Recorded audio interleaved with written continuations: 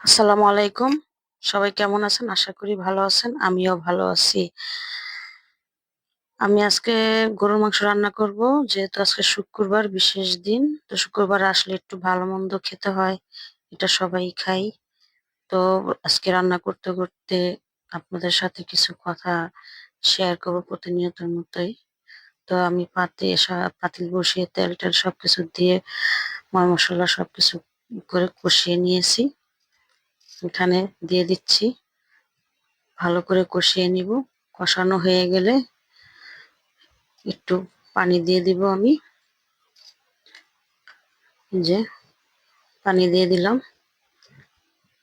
তারপর যে মসলাটা যাতে কাঁচা গন্ধ না করে সেজন্য। তো এখানে পরিমাণ মতো লবণ দিয়ে দিলাম। তারপরে মাংসটাও আমি কষানো হয়ে গেছে। একটু আলাদা মসলা বেটে রেখেছিলাম ওটাও দিয়ে দিলাম। এখানে আপনার জয়ফল, জয়ত্রী আর শাহি জিরা একটু বেটে নিয়েছিলাম ওটাও দিয়ে দিয়েছি। কষানো হয়ে মাংসটাও দিয়ে দিলাম। মাংসটা রান্না করতে করতেই আপনাদের সাথে যে কথাগুলা বলতে চাচ্ছিলাম। সন্তান যদি বুঝতো মা বাবাকে হারানোর ভয়টা জীবনের সবচেয়ে বড় ভয়। কারণ মা বাবা চলে গেলে তাদের মতো কেউই আর ভালোবাসতে পারে না। অসুস্থ হলে মায়ের মতো চোখের দিকে তাকিয়ে কেউ বুঝবে না তুমি অসুস্থ।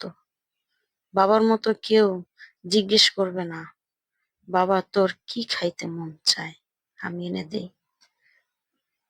তুমি যতই বড়লোক হও কিন্তু বাবা মায়ের অভাব কোনো কিছু দিয়েই পূরণ করতে পারবে না। এটাই সন্তান বুঝতে চায় না। সন্তান যখন বড় হয়ে যায়, ইনকাম করতে শিখে, নিজের পায়ে দাঁড়ায়, তখন বাবা মা সন্তানের কাছে বোঝা হয়ে যায়।